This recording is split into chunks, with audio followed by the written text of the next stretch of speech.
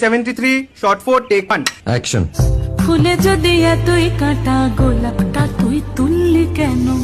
প্রেমে যদি এতই ব্যথা সেই প্রেমে তুই ভুললি কেন? কি গো ডাইরেক্টর সাহেব, আমি তো 60 বলে দিয়েছি, কাট তো আর বলতে পারি না।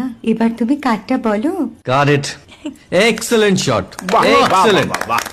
ম্যাডাম, আপনার সাথে একজন দেখা করতে এসেছে। নমস্কার। নমস্কার। বসুন।